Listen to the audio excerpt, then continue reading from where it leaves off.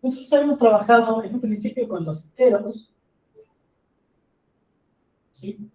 Son los números que usamos para contar, los negativos con el cero, y habíamos definido una relación de equivalencia acá, ¿sí? Fijado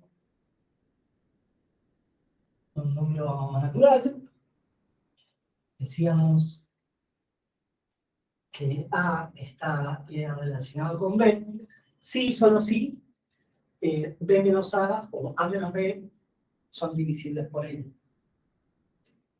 Sí, solo sí, N divide a B menos A. ¿Sí? Esto era equivalente a decir que A y B tenían el mismo resto cuando los dividíamos por N. A y B tienen el mismo resto al dividirlos por N. ¿Sí? Habíamos usado una notación para esto y un poco ponía explícita la dependencia con N. ¿Sí? Cuando A estaba relacionado con B decíamos que eran congruentes. ¿Sí? Me decía, bueno, A está relacionado con B y uno decía que A era congruente a B módulo N. ¿Sí? A era congruente a B módulo N. Entonces, resulta que uno tiene los enteros y tiene la proyección de los enteros al conjunto de clases. Proyección canónica al conjunto de clases. ¿Sí? Este conjunto de clases, nosotros lo llamamos, o lo bautizamos, Z sub 1. ¿Sí? Bueno, conjunto de clases, podemos ver desde la clase del 0, clase del 1 a la clase del 2, hasta la clase de N-1. ¿Sí? Una clase por cada resto. ¿Sí? Resulta que este morfismo, o esta proyección del cociente, me ayudaba a definir operaciones de suma y de multiplicación en el conjunto de clases. O sea que no solamente tengo las clases de equivalencia, sino que las clases de equivalencia pueden interactuar entre sí como interactúan los enteros. Es decir, las clases se pueden sumar y se pueden multiplicar de una forma compatible con la proyección. ¿Sí? Tenemos en Zn, bueno, la clase de K más la clase de J, ¿cómo se definía? Bueno, es hacer K más J y luego tomar clase. ¿Sí? Nosotros habíamos demostrado que esto estaba bien definido, o sea, que no dependía de la elección de los representantes en cada una de las clases. Y lo mismo el producto, ¿cómo multiplico dos clases? ¿Cómo tendría que hacer clase de K por clase de J? Y bueno, hago K por J y a ese resultado le tomo clase. ¿Sí? Entonces, nosotros habíamos visto que estas dos operaciones, Zn, lo transformaban en un anillo. Un lugar donde se puede multiplicar y se puede sumar. ¿Sí? Donde la multiplicación es distributiva respecto de la suma. ¿Sí? Entonces, del anillo original, que era un anillo infinito, pasamos a un anillo finito. Entonces, todos esos enteros se tienen que de alguna manera enrollar en un conjunto de n cosas. ¿Sí? Bueno, entonces, lo que siguió después fue una larga conversación sobre qué propiedades tiene este anillo. ¿Sí? Resolvimos ecuaciones en ese anillo. ¿Sí? Vamos a hacer algunas como para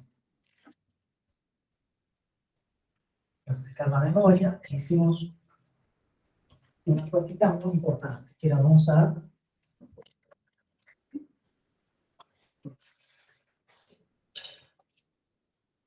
resolver la ecuación 5x más 2 igual a 8 en los números reales. ¿Sí?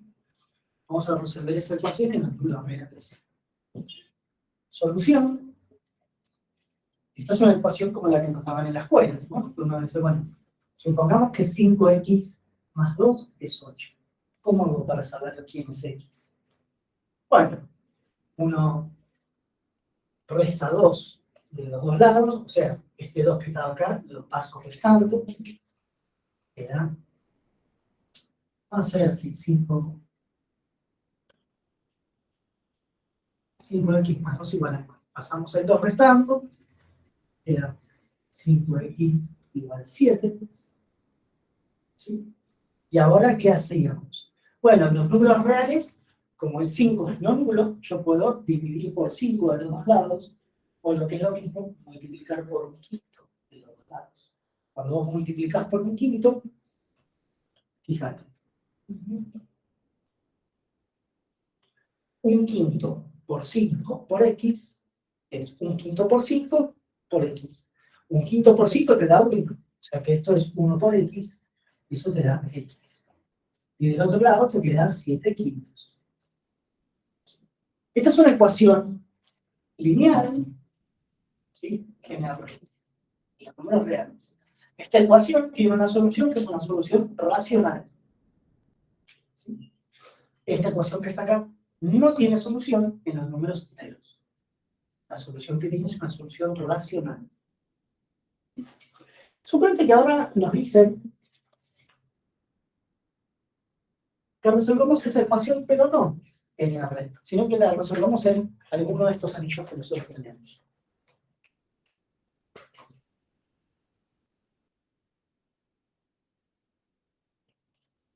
¿Sí? 2.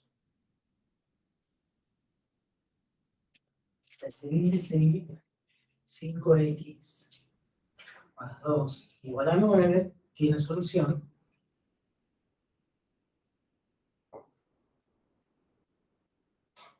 En Z6. ¿Sí? Entonces, si uno mira esto, uno podría pensar en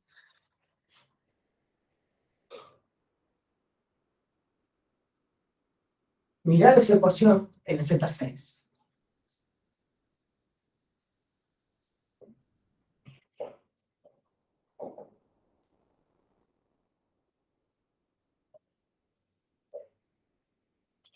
Vemos esa igualdad en Z6. Si esto es igual a esto, entonces la clase de esto tiene que ser la clase de esto. Entonces uno dice, bueno, la clase 5x más 2 tiene que ser la clase del 9. ¿No? Entonces esto sería la clase del 5, la clase de x, a la clase del 2, igual el 9. ¿Qué es módulo 6? ¿A quién es igual el 9 en Z6? ¿Qué resto tiene el 9 cuando lo divido por 6? 3. O sea que el 9 es el 3.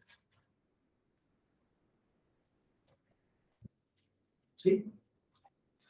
Si ya sabemos que estamos trabajando en Z6, y es obvio para todos, podemos obviar la notación de las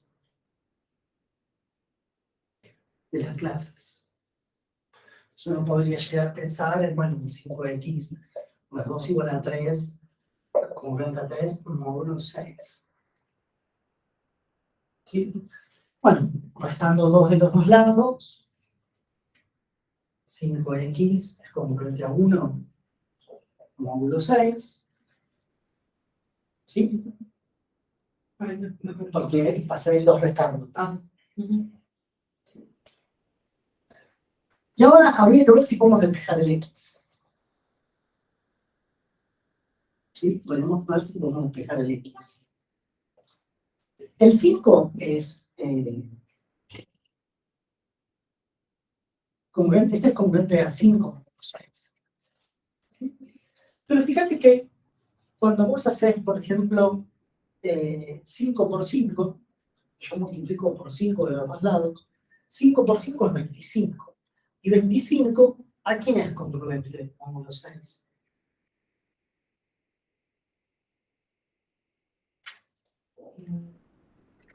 1. 25 por 6.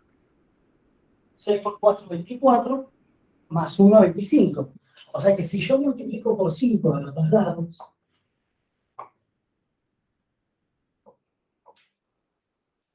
¿sí? 5 por esto, congruente a 5 por esto. Entonces 5 por 5 es 25, que ese es 1.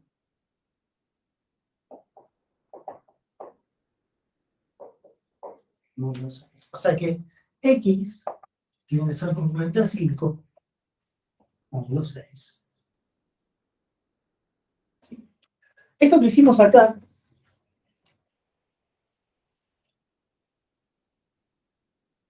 ¿sí?, de poder despejar el X, lo pudimos hacer por una razón. ¿Por qué? Porque pudimos encontrar un entero tal que 5 por ese entero era congruente a 1 módulo 6. ¿Sí? Observación.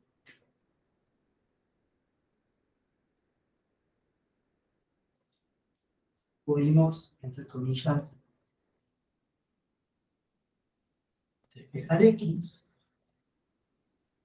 pues 5 es inversible en Z6. Hay otro entero, tal que 5 por ese entero me da congruente a 1,6. Existe H en Z6, tal que clase de H por la clase de 5 es la clase de.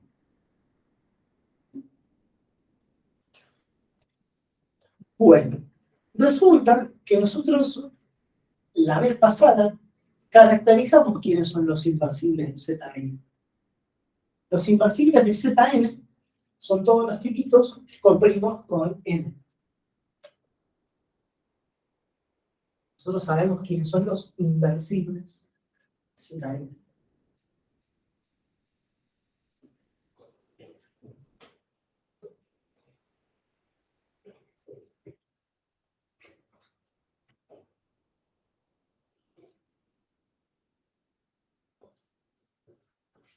¿Qué son los inversibles en Zn? Bueno, la clase de K es inversible en Zn si y solo si K es coprimo con n. ¿Sí? Que era ser coprimo que el máximo común divisor entre K y n tiene que ser 1. ¿Sí? Esto significa que K y n no tienen factores en común. Si algo divide a K, no divide a n y viceversa.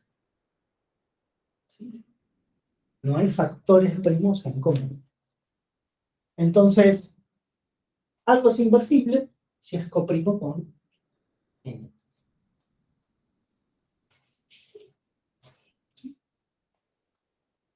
Entonces, resulta que es importante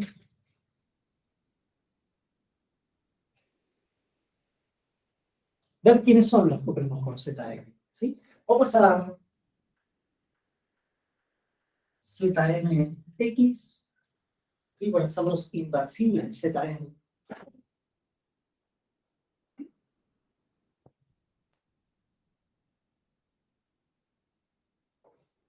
¿Sí? Son los inversibles de Zn.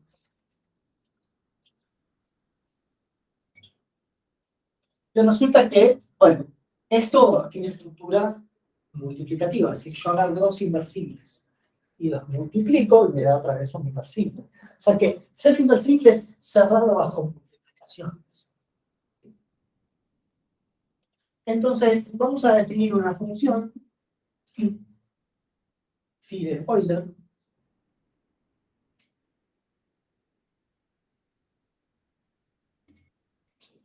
que lo que hace es decirme cuántos elementos hay ahí. Es decir, phi de el número k me dice cuántos elementos inversibles hay en Z. ¿Sí? Me cuenta cuántos inversibles hay en Z.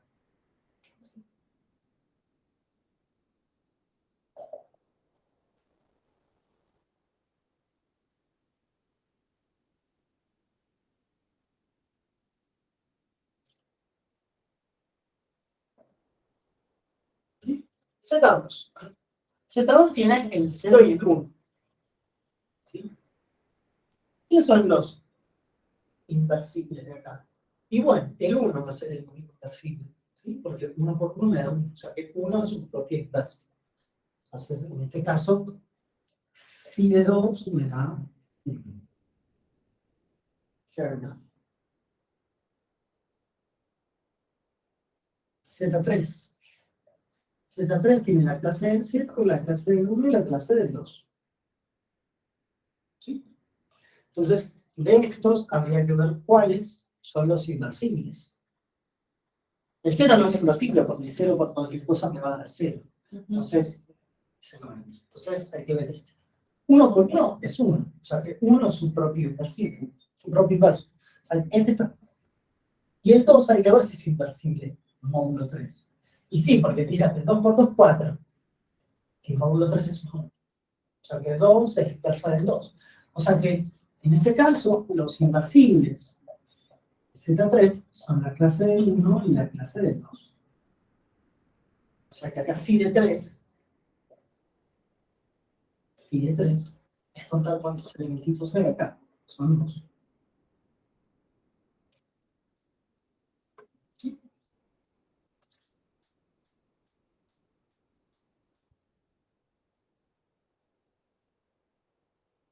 Vemos Z4. 0, 1, 2, 3.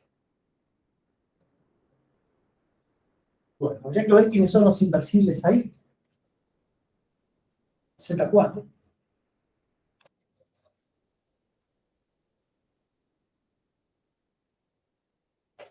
Y en 0,4, fíjate que bueno, el 0 no va a ser inversible. El 0 por cualquier cosa me va a decir.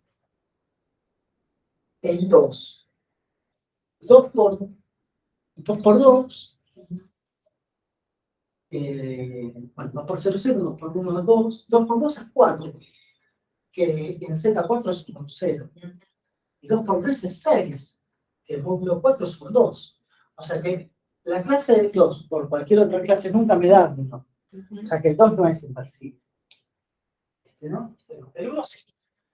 Y el 3, ¿será inversible en Z4? 3 por 3, 9. 9 y 2, 4, 1. O sea que el 3 es inversible. O sea que acá las unidades o los inversibles Z4 son el 1 y el 3. O sea que en este caso, phi de 4 y de 2.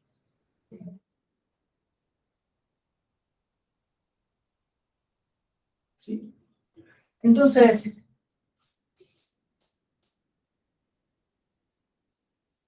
antes de empezar con las propiedades de la función phi, vamos a mostrar un teorema que es muy importante, que es el teorema de Euler.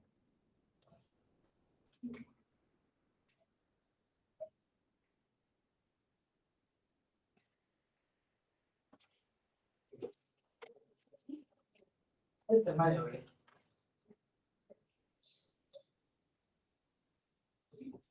Entonces, si A comprimo, bueno, vamos a elegir un comprimo fijo.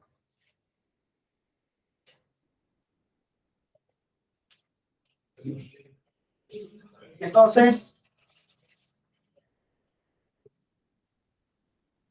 a la phi de n es congruente a 1 módulo n.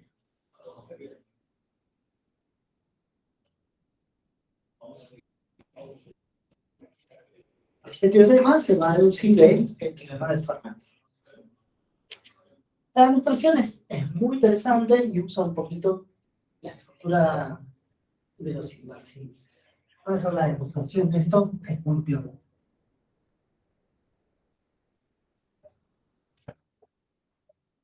¿Sí? Solucionó. Demostración de multitud.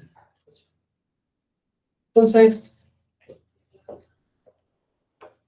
vamos a construir una función. ¿Qué vamos a construir una función? Vamos a construir una función que la vamos a llamar n. Que lo que va a hacer es, va a agarrar algo de Zn y me lo va a mandar a Zn. ¿Sí? Esa función, ¿cómo la vamos a ver? Bueno, vos vas a agarrar la clase de i y ¿qué es lo que le vas a hacer? Vas a hacer a por i y a eso le vas a mirar una clase. O sea que esto lo que hace es, básicamente, agarrar la clase de a y multiplicarla por la clase de i. ¿Sí? La función que multiplica por a. ¿Sí?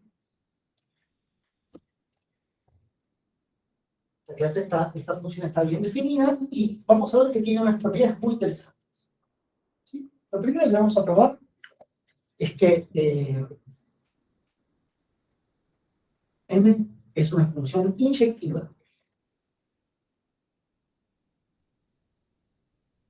O sea, no repite resultados. Si yo agarro al i y aplico m, agarro al j y aplico m, esas dos cosas son iguales solamente si es igual a j. ¿Sí? M es inyectiva. Entonces, supongamos que m de i me da lo mismo que m de j.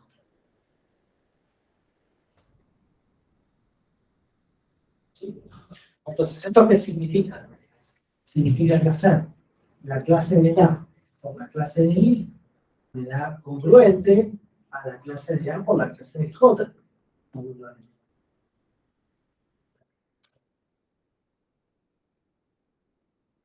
Y eso significa que son iguales. No, claro. Si vos suponés que aplicarle m a la i te da igual que aplicarle m a la j, es porque hacer la clase de A por la clase de I debería dar lo mismo que la clase de A por la clase de J. ¿Sí? Entonces, módulo n, como edad, el arco primo, que da es inversible. Entonces, lo que puedo hacer es multiplicar de los dos lados por el inverso de A. ¿No? Acá uso que A arco primo con n, entonces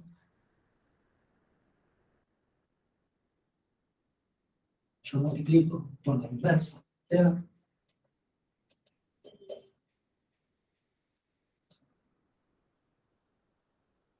Módulo n, la clase de A a la menos 1 por la clase de A me da 1.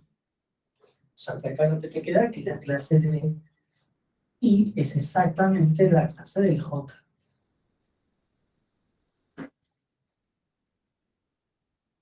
O sea que esto es una función que es inyectiva, no repite resultados. Si atraviesan lo mismo, es porque salen lo mismo.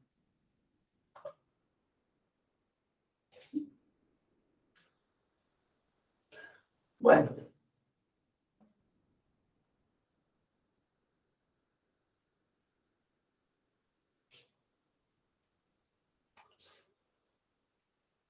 Es inyectiva. Otra cosa que vamos a probar es que la imagen de M, ¿sí?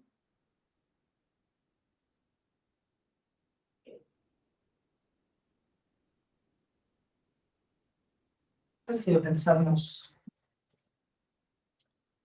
así. Nosotros teníamos Zn, Zn al que aplicamos M.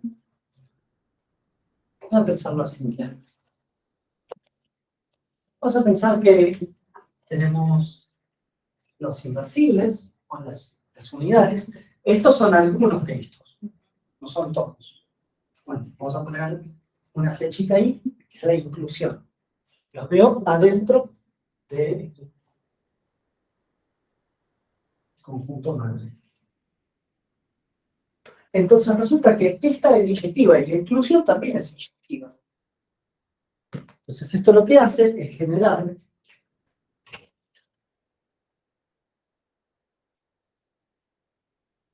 una inyectiva que va de las unidades a Zn.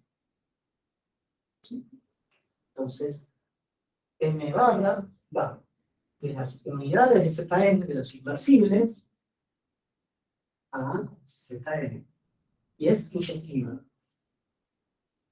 ¿Y por qué es composición de inyectivas? A nosotros habíamos dicho una cosa, que si yo tenía dos que eran coprimos con n, su multiplicación también era coprima con n, por el mismo que vimos. Entonces resulta que si yo agarro una unidad, los que están acá son coprimos con n. Cuando lo multiplico por a, que es coprimo con n, el resultado me da coprimo con n. Entonces, si k es una unidad, resulta que k es coprimo con n. Por lo tanto, a por k es coprimo con n. Entonces, cuando yo le aplico m raya a los tipos que están acá, obtengo cosas que son coprimas con n. Entonces, m barra de k es una unidad para todo k en las unidades. O sea que esta función m barra manda unidades en unidades. Manda cosas inversibles en cosas inversibles. O sea, que la imagen de m raya está contenida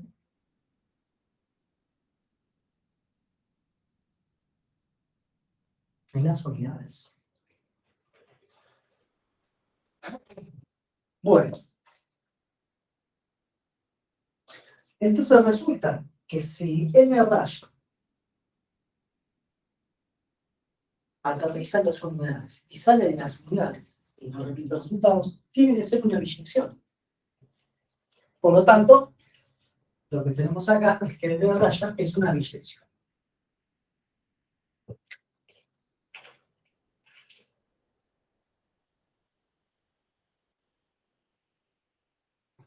De las unidades en sí mismas.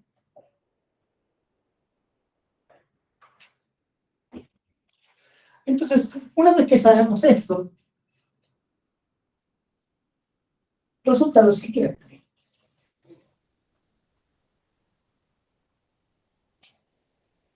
Una vez que sabemos esto, resulta que la imagen de M raya es exactamente este conjunto de acá. Son todos los inversibles. Por lo tanto, si yo quiero multiplicar todos los inversibles, la multiplicación de todos los inversibles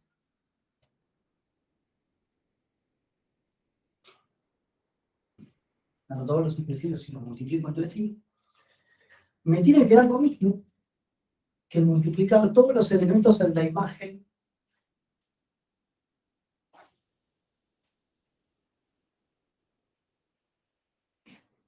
de M raya, que de hecho son el mismo conjunto. Multiplicar todos los inversibles de Zn es multiplicar todos los tipos en la imagen de M raya. Pero los tipos en la imagen de M raya es multiplicar todas las cosas de la forma M de I, con I en los inversibles. Y fíjate que esto no es hacer otra cosa que multiplicar. ¿Sí? Cosas de la forma. Clase de A por clase de X, como tomar clase de todos lados. Donde ahí son los inversibles. Ahora, cada factor, ¿sí? Cada factor tiene al A. O sea que la clase de A pasa repetida en todos los productos. Entonces esto termina siendo, fíjate, es como tener A tantas veces como elementos inversibles haya, es A a la phi de n, ¿sí? Por el producto de las i's. Clase de n.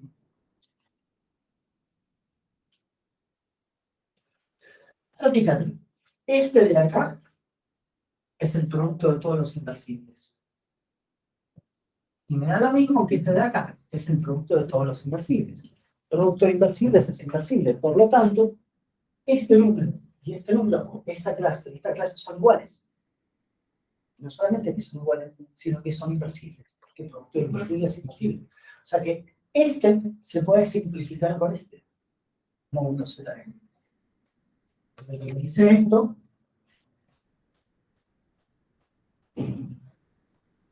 es que 1 es congruente a la phi de n como módulo n. Puede simplificar. ¿Sí?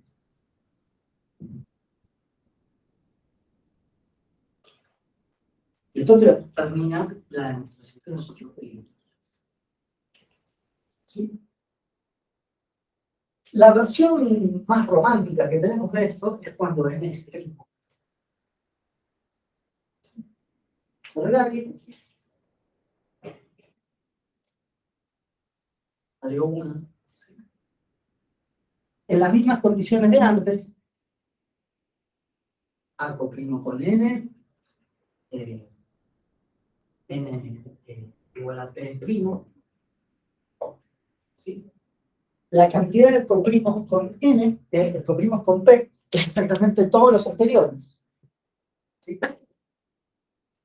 Pi de p. Los coprimos con el 5 son del 1 al 2, el 3 y el 4. Los coprimos con el 7 son del 1 al 2, el 3, el 4 y el 5.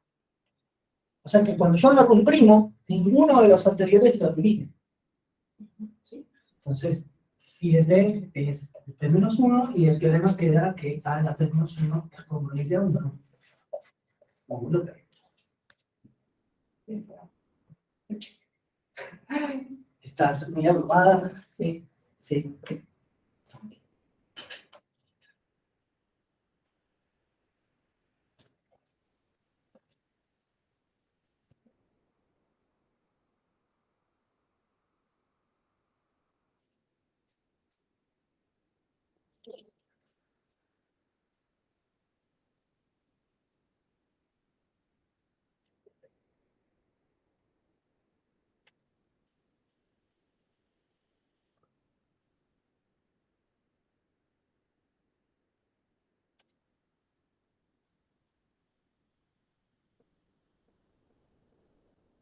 Bueno, esto constituye la primera serie de resultados que uno puede trabajar sobre los exponentes. Es ya no una deuda que nosotros tenemos. Sabemos trabajar cuando los números estaban en la base. Reemplazabas a quién era congruente la base. Ahora, este no te dice que puedes reemplazar directamente el exponente. Pero te dice que puedes reducir. Entonces, vamos a hacer un ejemplito pequeño para ver de qué la va.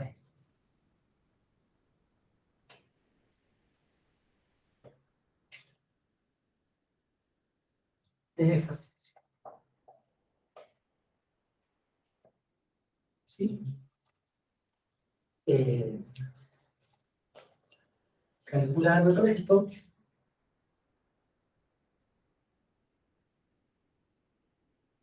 de dividir 16 a la 421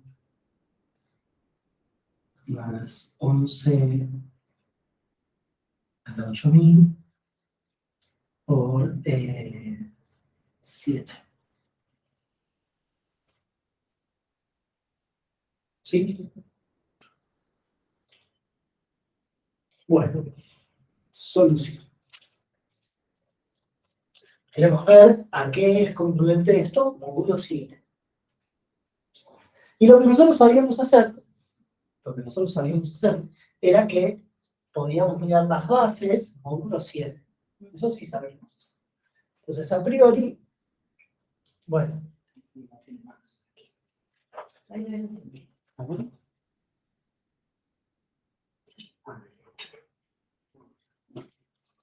A priori nosotros sabíamos que 16, 421 más 11 a la 8000, seguro que, bueno, 16 es congruente a 4 módulo 7.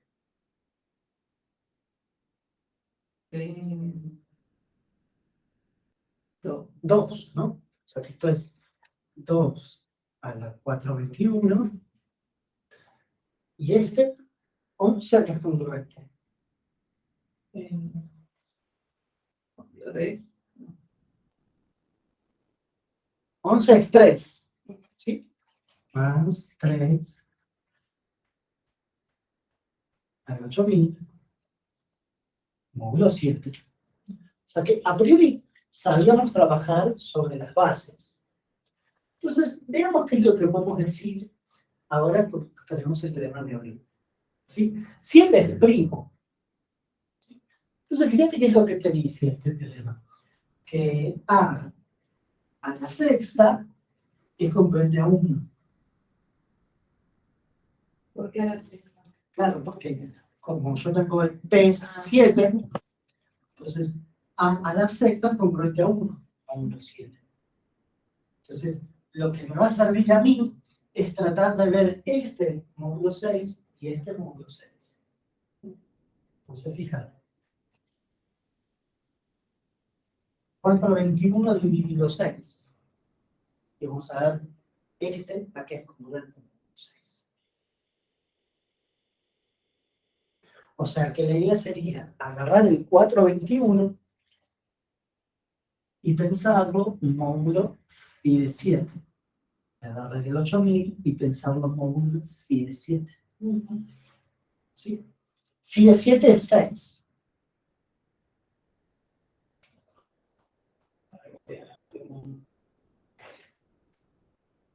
Bueno, 6 por 6, 36. 6 por 7, 42. ¿No? 6 por 7, 42. Al 42.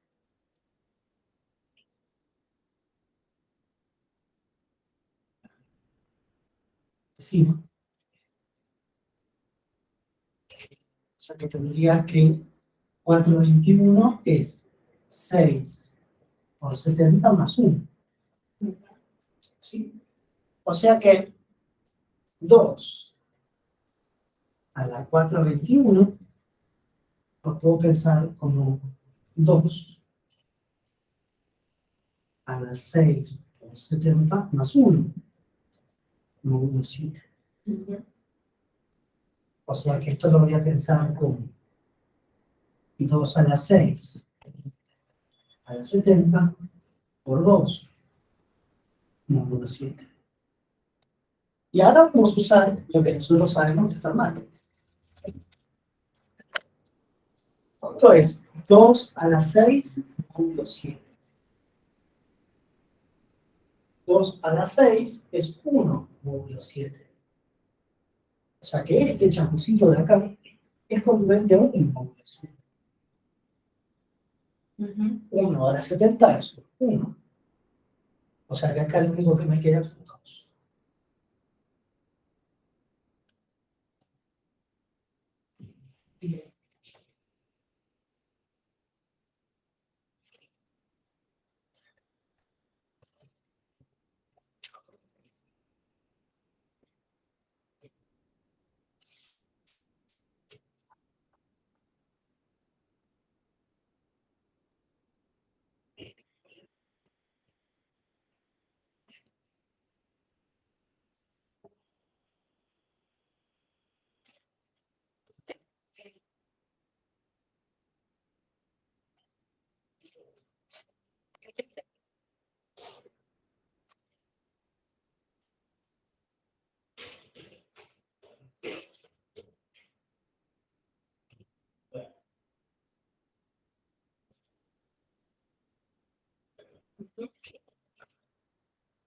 Y habría que ver qué pasa con el 3, ¿no?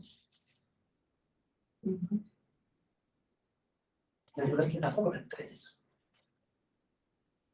O sea que este cachito es congruente a 2,7.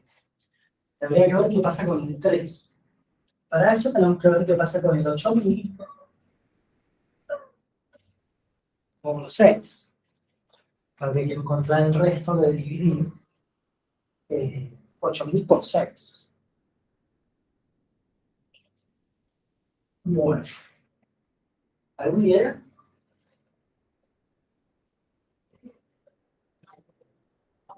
Tengo que dividir de 6 al 8, 2. ¿No? Bajas el 0. 3 por 6, 18. ¿No? 3 por 6, 18. Al 20, 2. Al 0. 18, este 2. Al 0. 2. O sea que esto, que 8000 es 6 por 1333 más 2. ¿Sí? Entonces, cuando vos haces esto, usas Fermat ahora. ¿Por qué? Porque 3 al 8000 va a terminar siendo congruente a 3 a la esta cuenta.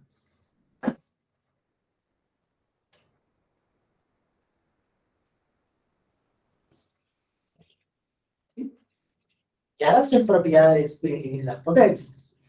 Vas a poder sacar 3 al cuadrado, 3 a la 6. Todo a 1333 por 3 al cuadrado. Módulo 7, ¿no?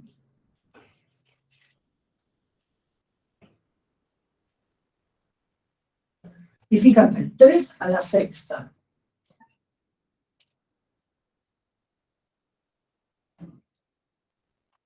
3 a la sexta es congruente a 1, módulo 7. 3 a la p menos 1, en este caso 7 menos 1, esto congruente a 1. 1 a la lo que yo quiera es 1. O sea que esto es un 1, módulo 7. O sea que acá me queda 3 al cuadrado, que es 9, que módulo 7 me da 2.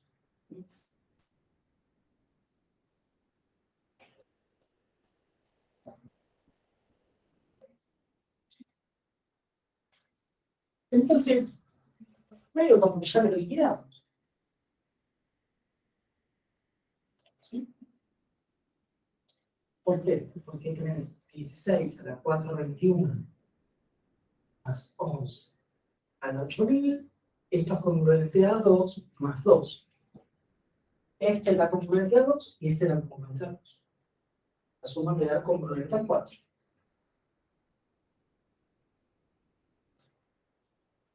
O sea que eso tiene el resto 4 módulo 7. ¿Sí?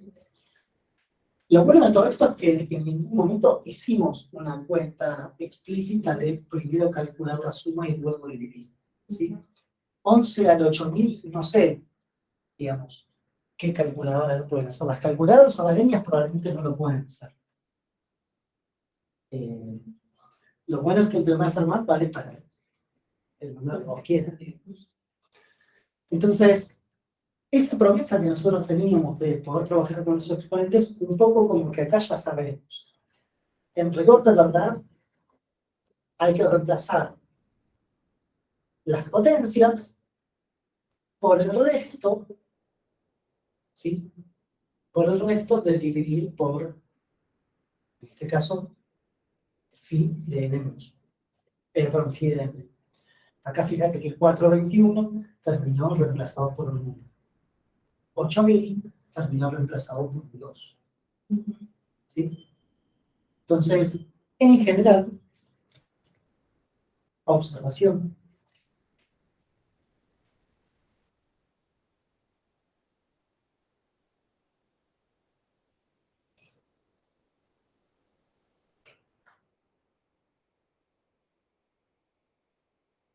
A la m es lo mismo que a al resto dividir n por phi de n. Módulo n. Entonces, las potencias tampoco pueden comportarse como quieren, ¿sí? Están sujetas a su resto módulo phi de n. Bueno, vamos a hacer algunas cuentitas como para entrar en dedos.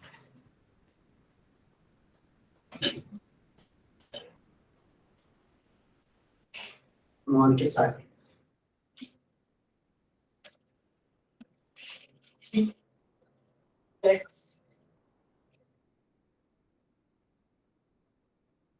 Hallar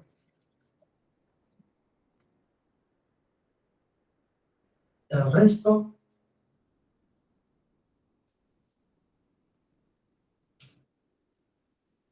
de dividir 5 por 7 a la 2451 más 3 por 65 a la 2345 menos 23 8 a la 138 por 13. ¿Sí?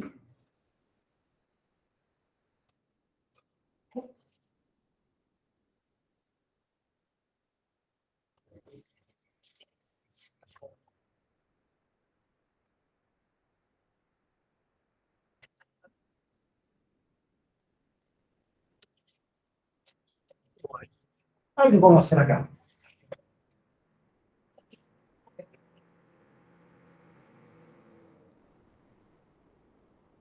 Solución. Sabemos que las potencias las voy a tener que mirar según phi de 13, ¿no? Las potencias se miran según phi de 13. O sea que lo que voy a necesitar es el resto de dividir a este por 13, el resto de dividir a este por 13 y el resto de dividir a este por 13. ¿Sí?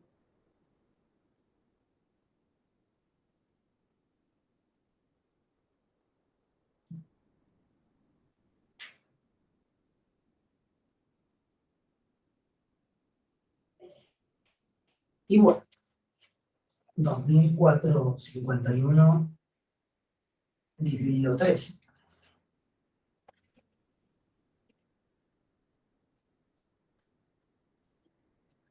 24 tengo que tomar, ¿no? Entonces, 13 por 1 es 13, hay 24, hay, no, hay 11. Hay 5, 115. Y este debe ser 130 menos 13, 120. 130 menos 13, 117. O sea que este es 8, ¿no? 13 por 8 es 80 más 24. 80 más 24, 104. Al 115 son 11 de vuelta, ¿no? Bajas el 1 y acá tenés de vuelta 8. 13 por 8 es 104. Al 11, al 111 son 7. O sea que 2451, ¿sí? Es 13 por 188 más 7. O sea que 2451 es congruente a 7, o sea, tiene el resto 7, módulo phi de 13. ¿Sí? Módulo phi de 13. Módulo phi de 13 es 2. Que 13 es primo. ¿Sí? O sea que este ñato De acá, cuando yo lo tire todo módulo 13, este lo voy a reemplazar por 7. Este de acá se reemplaza por el resto de dividir a este ñato por phi de 13.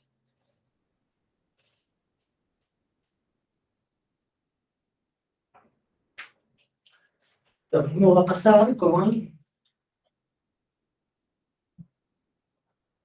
2, 3, 4, 5.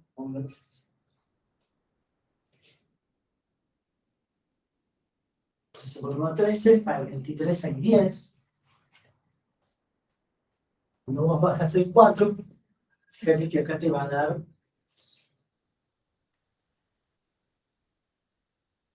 104. 8 por 3 es 104. 5, 0. Entonces, 2 y 345 lo puedo pensar como 13 por 180 más 5. O sea que este de acá lo vas a reemplazar por un 5. Solamente tenés que mirar el resto. Perdón, ¿por qué estoy dividiendo por 13? Yo tengo que dividir por 12. Claro, porque esto es, tengo que mirar el resto, dividido phi de 13, que es 12. Acá ya estábamos mandando una macana. Bueno, vamos a multiplicar ahora esto por hacerlo a la cadena.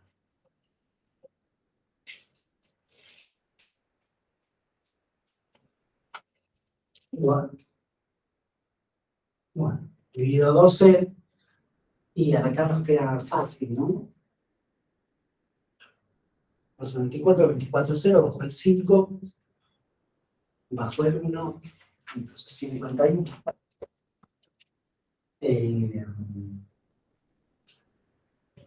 12 por 4 es 48, al 51, 3.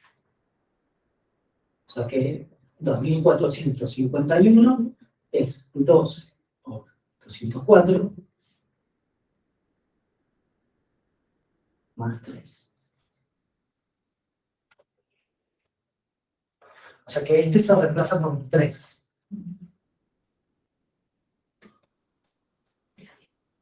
Y 345 dividido 12. Bueno, y acá tenés 1 por 12, 12, al 23 hay 11. Va a ser 4.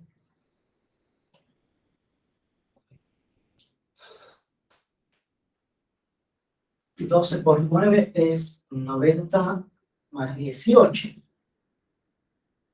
Eso es 108. Al 114 hay 6. Al 5, 65. Entonces acá tenés 5 por 12 es 60. El 65 es 5. O sea que el 2345 es 12 por 195 más 5. O sea que este se reemplaza por un 5, módulo 12. Y por último, un 138.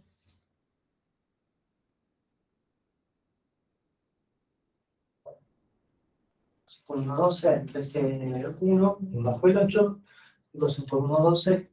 Al 18 hay 6. O sea que 138 termina 100.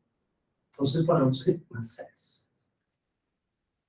Una vez que uno tiene los restos, un módulo phi de 13, o sea, módulo 12, es el pequeño intervalo formal. ¿Sí?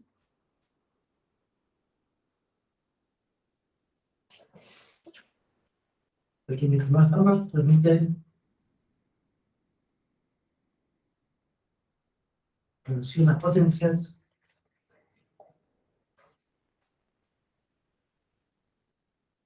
por sus restos módulo phi de 13, en este caso que es 12. O sea que esto es 5 por 7 al cubo, más 3 por 65 a la quinta, menos 23 por 8 a la sexta,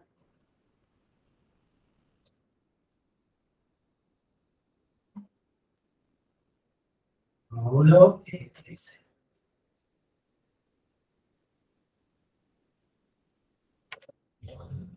Lo que teníamos en la expresión original, congruente a eso, módulo 13. Y ahora tenemos que ver, digamos, una vez que ya sacamos la mayoría de las potencias, ahora hay que ver qué pasa con las bases. ¿Sí? Y veamos, ¿no? Porque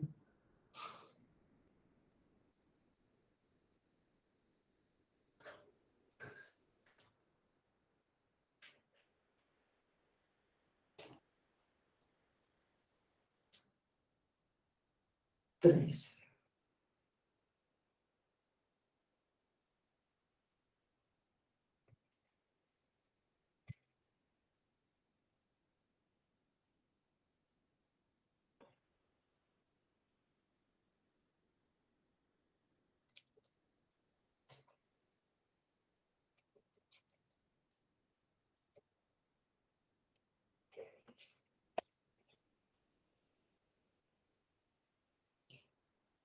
7 por 7 es 49, ¿verdad?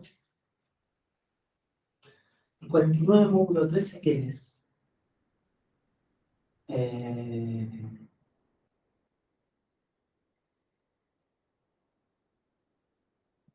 Vamos a empezar a reducir esto de alguna forma más o menos razonable.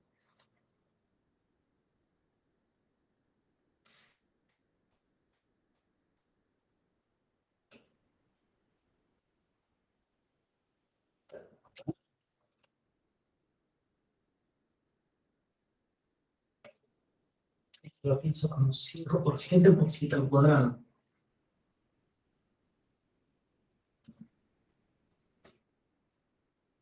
65.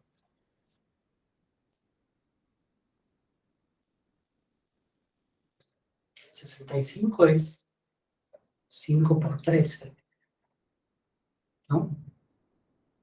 Ujú. Sí. Claro, 5 por 3, o sea que esto es 3 por 5 por 13 a la quinta, menos 23 por 8 a la sexta, módulo 13, ¿no? Y bueno, 5 por 13 es un múltiplo de 13, que el módulo 13 es 0. O sea que este de acá, con estos congruentes a 0, el módulo 13, que solamente nos quedan estos.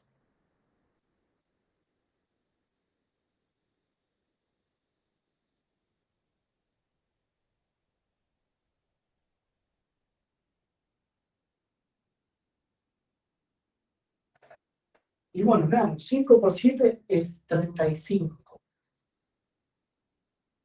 35. 13 por 2 es 26. O sea que este es congruente a 9. A 13.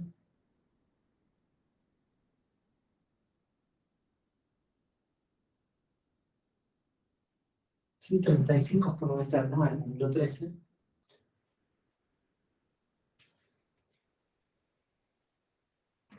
Y de acá 8 a la sexta. ¿Qué es 8 a la sexta?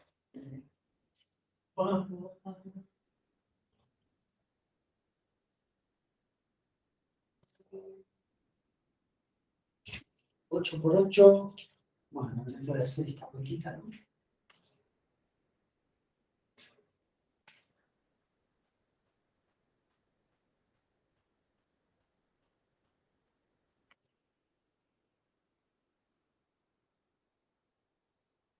Este es 64 ¿Y módulo 13 qué es esto?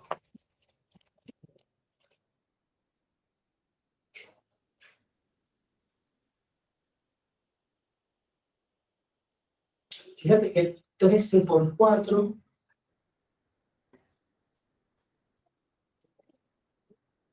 claro, este es congruente a menos 1 módulo 13.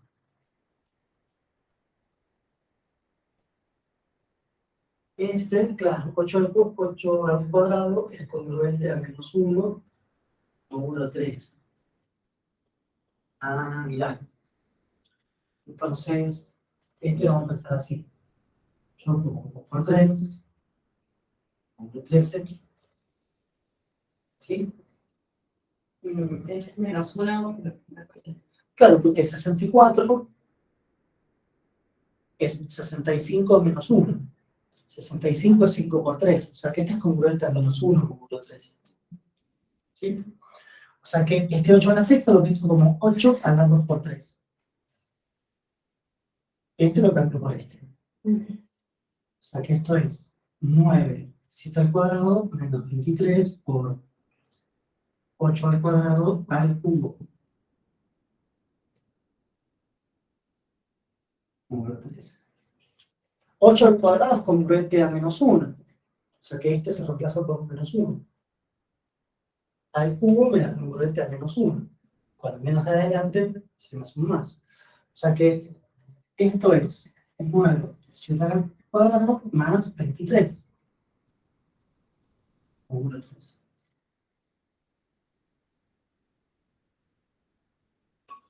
¿Sí? Y ahora lo único que tenemos que ver es qué nos pasa con este 7 al cuadrado. Porque, veamos, 7 al cuadrado es 49. 3 por 13 es 39. O sea que hay 10 entre 7 al cuadrado y 3 por 13. O sea que hay que aumenta 10. O sea que esto termina siendo 9 por 10. Y el 23 es congruente a 10. Módulo 13. O sea que esto es congruente a 100. Módulo 13.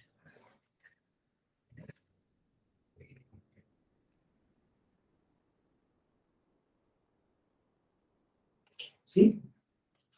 Y habría que ver quién se acerca, ¿no? Porque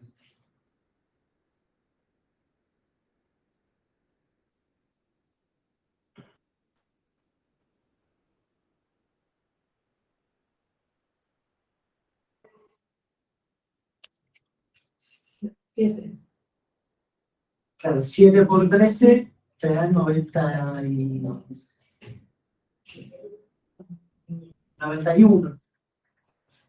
El 100, 9.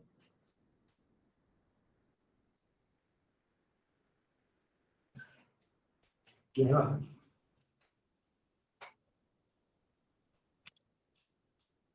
¿Hicimos todas las cuentas bien?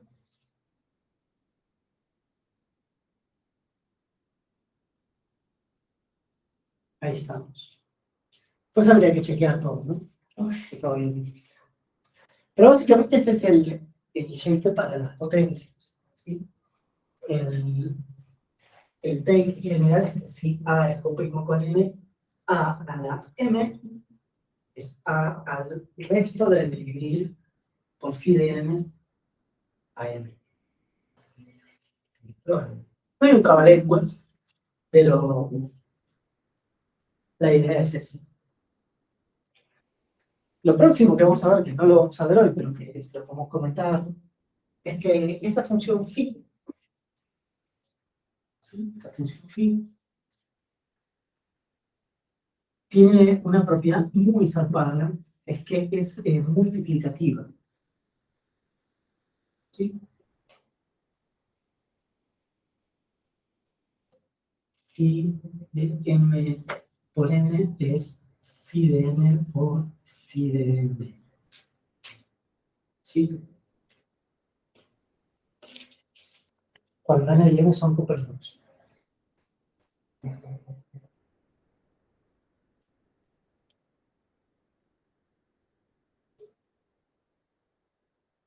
Entonces vamos a la para que viene. Vamos a ver si podemos